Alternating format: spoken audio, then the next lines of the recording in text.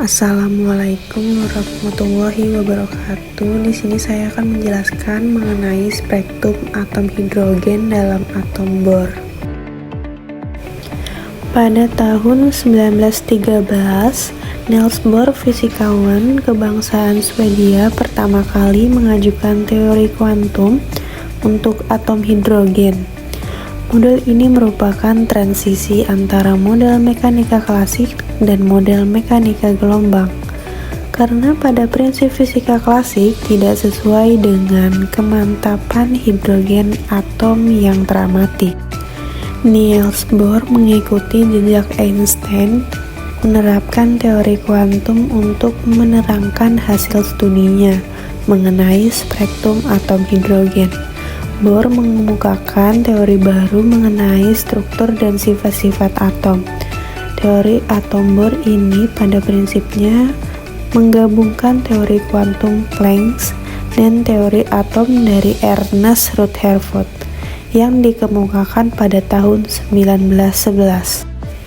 Bohr mengemukakan bahwa apabila elektron meloncat keluar menuju orbit yang lebih tinggi, maka elektron menyerap suatu kuantum energi. Sebaliknya, jika elektron akan jatuh ke orbit yang lebih dekat dengan inti atom, maka elektron itu memancarkan suatu kuantum energi. Apa yang kalian rasakan saat menyaksikan festival kembang api? Tentu semua suka kan perpaduan warna-warni yang indah di langit yang malam pastinya. Pernah nggak kita berpikir kenapa mata kita bisa melihat warna-warni seindah itu ya? Jadi kembang api itu mengandung bermacam-macam senyawa kimia yang saat ia berpendar akan menghasilkan warna spesifik. Misalnya warna merah berasal dari ion strontium, warna jingga berasal dari ion kalsium, warna kuning adalah hasil dari ion natrium, warna hijau dari ion barium, warna biru berasal dari ion tembaga atau kuprum, dan warna ungu adalah perpaduan dari ion tembaga dan strosium. Kalau bicara tentang warna, ada nih seorang peneliti yang kalian sudah tidak asing lagi, yaitu Sir Isaac Newton, yang pada tahun 1672 melakukan percobaan di dalam kamarnya yang gelap. Dengan menggunakan prisma kaca dan cahaya putih, ternyata apabila cahaya putih dilewatkan pada prisma sinar tersebut, kemudian dibiaskan atau dibelokkan ke prisma, menghasilkan beberapa warna yang berbeda, seperti warna pelangi yang disebut sebagai spektrum sinar tampak. Spektrum sinar tampak pada awalnya Newton mengaku hanya mengemukakan 5 warna, yaitu warna ungu, biru, hijau, kuning, dan merah. Tetapi akhirnya dikoreksi menjadi 7 warna setelah ditambah adanya warna nila dan jingga. Sekitar hampir 2 abad setelahnya, seseorang fisikawan asal Swedia bernama Anders Armstrong yang namanya diabadikan jadi satuan panjang gelombang, walau ini bukan satuan internasional karena satuan internasionalnya adalah nanometer. Ia mengemukakan fenomena yang unik bahwa ketika arus listrik dilewatkan pada suatu tabung gelas berisi hidrogen pada tekanan rendah dan sinarnya dilewatkan melalui sebuah prisma, akan dihasilkan 4 spektrum garis, yaitu disebut dengan spektrum sinar hidrogen, yang setelah dihitung memiliki panjang gelombang 410 nanometer untuk warna ungu, 434 nanometer untuk warna nila, 486 nanometer untuk warna biru, dan 656 nanometer untuk warna merah. Intensitas warna merah memiliki tingkat yang paling besar. Itulah mengapa kalau kita menghubungkan tabung hidrogen dengan tegangan listrik, maka ia akan bersinar dengan warna pink yang terang. Dengan kata lain, warna merah lebih mendominasi dibandingkan warna-warna lainnya. Untuk selanjutnya, keempat spektrum sinar hidrogen ini kita sebut sebagai garis Balmer. Pertanyaannya, kenapa hidrogen itu menghasilkan spektrum yang disebut seperti ini ya? Tidak kontinu seperti sinar tampak. Nah, pada tahun 1885, seorang matematikawan dari Swiss bernama Johann Balmer menemukan satu bilangan yang memiliki hubungan dengan tiap garis Balmer atau disebut sebagai B bernilai sekitar 364 nanometer, dan untuk setiap nilai N yang merupakan bilangan bulat dan lebih besar dari 2 apabila dikuadratkan dan dibagi dengan N kuadrat dikurang 2 kuadrat dan dikali dengan B, maka hasilnya adalah panjang gelombang. Pada spektrum hidrogen tersebut atau secara matematisnya dapat dituliskan seperti ini. Lambda sama dengan B dalam kurung N kuadrat per N kuadrat dikurang 2 kuadrat tutup kurung. Contoh, misalnya untuk nilai N sama dengan 3, maka panjang gelombangnya setelah nilai N dimasukkan ke dalam persamaan tadi, hasilnya adalah 656,1 nanometer, dan ini sesuai dengan salah satu panjang gelombang di spektrum sinar hidrogen tadi. Begitu pula jika kita masukkan N yang lain seperti 4, 5, dan 6 dan seterusnya, sehingga deret Balmer menunjukkan adanya transisi elektron dari kulit atau N sama dengan 3, 4, 5, 6 dan seterusnya ke N2. Kemudian tidak lama setelah itu, Johannes Rydberg, seorang fisikawan dari Swedia, menyatakan ulang dan mengembangkan persamaan Balmer sehingga bisa digunakan secara general untuk semua transisi hidrogen. R atau yang disebut sebagai konstanta Rydberg diperoleh dari mengalihkan massa elektron dan muatan elementer, kemudian dibagi dengan 8 kali permisivitas ruang hampa kuadrat konstanta Planck yang dipangkatkan 3 dan dikali dengan kecepatan cahaya, di mana hasilnya ternyata sama dengan 4 per B, yaitu 1,097 dikali 10 pangkat 7 meter pangkat min 1, dan untuk setiap nilai N1 dan N2 di mana N1 lebih kecil dari N2 dalam keadaan hampa, maka berlaku 1 per lambda sama dengan tetapan Rydberg dikali 1 per N 1 kuadrat dikurang 1 per 2 kuadrat. Dari rumus ini bisa diketahui panjang gelombang untuk setiap transisi elektron pada atom hidrogen. Kemudian pada tahun 1913, Niels Bohr mengajukan suatu model atom dengan menjawab kelemahan teori atom Rutherford, yaitu jika elektron yang bermuatan negatif mengenai inti atom yang bermuatan positif, maka elektron tersebut akan kehilangan energinya dan lama-kelamaan akan jatuh ke inti. Nah, dengan memperhatikan spektrum atom hidrogen, Bohr bilang ini tidak akan terjadi. Kenapa? Karena menurutnya hanya ada lintasan orbit tertentu yang merupakan orbit diskrit yang ada dalam atom, dan saat atom bergerak pada orbitnya, elektron tidak memancarkan energi. Jadi, jika ini adalah inti atom akan mendapatkan beberapa orbit di sekeliling. inti atau bisa disebut sebagai kulit. Dan kulit yang paling dekat dengan inti disebut dengan N sama dengan 1, lalu N sama dengan 2, dan seterusnya. Elektron selama bergerak pada orbit tidak akan kehilangan energi. Tetapi jika suatu energi ditembakkan pada elektron tersebut, maka elektron dapat berpindah dari kulit ke N yang lebih besar, dan fenomena ini disebut sebagai eksitasi elektron. Kemudian saat pada keadaan eksitasi, jika elektron akan kembali ke keadaan semula, maka ia akan memancarkan energi yang disebut sebagai emisi elektron, yaitu elektron kembali ke ground state dengan melepaskan energi. Apa kesimpulannya? Jadi, makin kecil nilai N energi, elektron semakin negatif, dan berarti elektron tersebut terikat kuat dengan inti.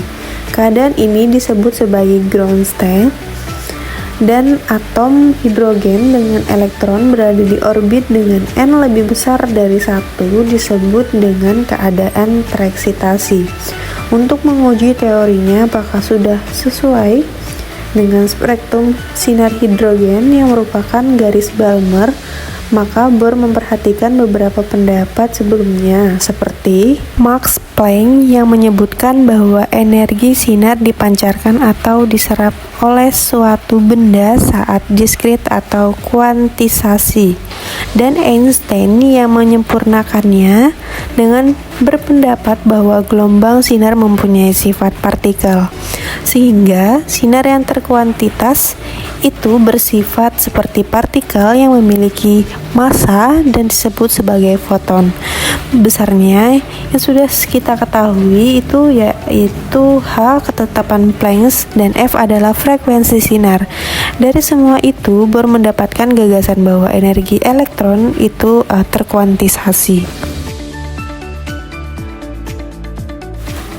Lalu ia coba menghitung dengan menggunakan persamaan energi sinar kuantisasi, yaitu E sama dengan Hf atau Hc per lambda, di mana H adalah konstanta Planck dan C adalah kecepatan cahaya. Jadi berdasarkan rumus tersebut, energi foton yang merupakan transisi dari kulit ketiga ke kulit kedua, kita masukkan konstanta Planck dan kecepatan cahaya lalu dibagi dengan 656 nanometer atau 656 dikali 10 pangkat min 9 meter, maka hasilnya adalah 3,03 kali 10 pangkat minus 19 Joule. Nilai ini adalah energi foton untuk panjang gelombang 656 nanometer atau transisi dari N3 ke N2. Lalu Bohr menghitung energi elektron pada atom hidrogen untuk setiap nilai N, yaitu E sama dengan minus konstanta Rydberg dikali konstanta Planck, dan kecepatan cahaya dibagi dengan N kuadrat menghasilkan minus 2,18 kali 10 pangkat minus 18 Joule kali 1 per N kuadrat. Ini bisa kita gunakan untuk memudahkan dalam menghitung nilai En. Sekarang kita fokus pada N kuadrat ini untuk transisi dari N3 ke N2, di mana nilai En apabila semakin jauh dari inti, maka nilainya akan semakin besar. Jadi perbedaan nilai En atau delta E adalah En untuk N sama dengan 3 dikurangi untuk N sama dengan 2, dan setelah dimasukkan ke persamaan tadi, maka hasilnya adalah 3,03 kali 10 pangkat minus 16 Joule.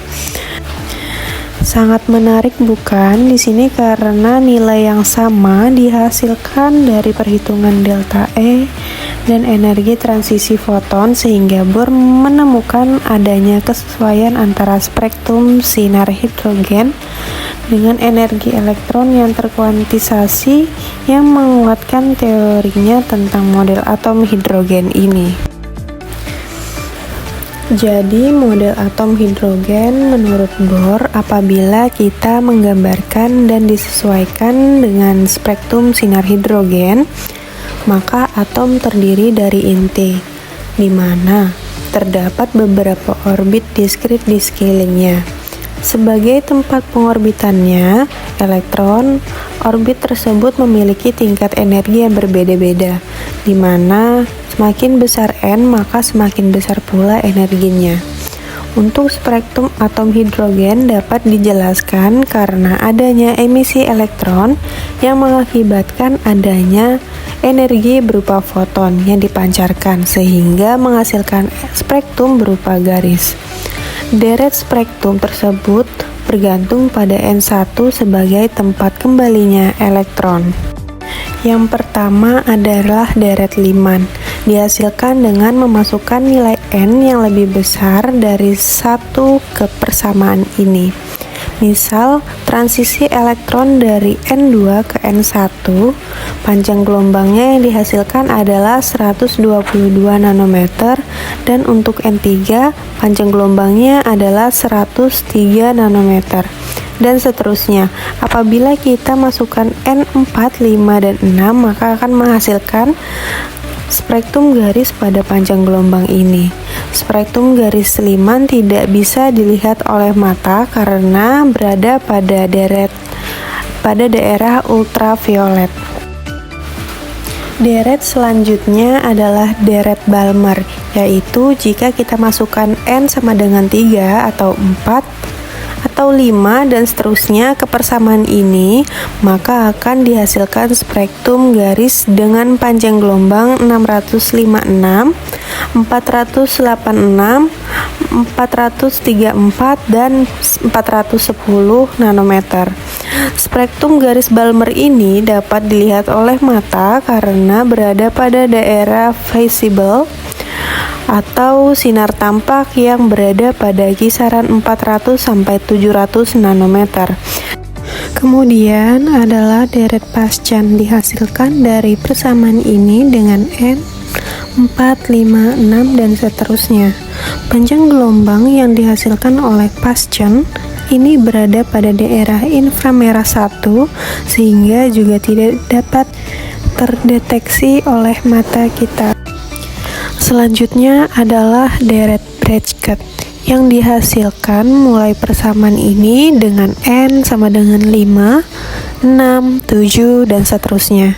Spektrum garis yang dihasilkannya berada pada daerah inframerah 2 sehingga tidak dapat terlihat dengan mata. Dan yang terakhir adalah deret Von yang bisa didapat dengan masukkan nilai N sama dengan 6, 7, 8, dan seterusnya. Satu persamaan ini dan spektrum yang dihasilkannya memiliki panjang gelombang yang berbeda pada daerah inframerah 3. Dengan demikian dapat disimpulkan kalau Bohr berhasil menjelaskan spektrum garis hidrogen melalui model atom yang diajukannya. Tetapi sayangnya ini hanya terbatas pada atom berelektron tunggal seperti hidrogen, helium plus 1, dan litium plus 2. Kemudian di sini pun terdapat kelebihan dan kekurangan dari model atom Bohr. Nah, kelebihannya yang pertama yaitu dapat menjelaskan spektrum garis atom hidrogen dengan akurat. Jadi, model atom Bohr ini berhasil menjelaskan mengapa atom hidrogen hanya memancarkan cahaya pada panjang gelombang tertentu. Yang kedua, dapat memperkenalkan konsep tingkat energi yang diskrit, di mana elektron hanya dapat berada pada orbit tertentu dengan energi tertentu. Yang ketiga yaitu dapat menjadi dasar awal perkembangan mekanika kuantum. Kemudian ada pun kekurangan dari model atom Bohr itu sendiri, yaitu hanya berlaku untuk atom hidrogen atau atom satu elektron. Maka tidak bisa menjelaskan spektrum atom-atom yang memiliki lebih dari satu elektron. Yang kedua, bertentangan dengan prinsip ketidakpastian Heisenberg. Jadi model ini mengasumsikan posisi dan lintasan elektron yang pasti, padahal secara kuantum itu tidak mungkin. Yang ketiga yaitu tidak menjelaskan pembelahan spektrum dalam medan magnet, efek Zeeman atau medan listrik, efek Stark. Yang keempat, gagal menjelaskan intensitas garis spektrum. Dapat kita simpulkan bahwa model atom Bohr merupakan langkah penting dalam memahami struktur atom, khususnya dalam menjelaskan spektrum garis atom hidrogen. Meskipun memiliki beberapa keterbatasan, terutama dalam menjelaskan atom yang lebih kompleks, model ini tetap menjadi fondasi dalam perkembangan teori atom modern dan awal mula penerapan konsep kuantum dalam fisika atom. Nah, demikian penjelasan dari saya mengenai spektrum atom hidrogen. Terima kasih.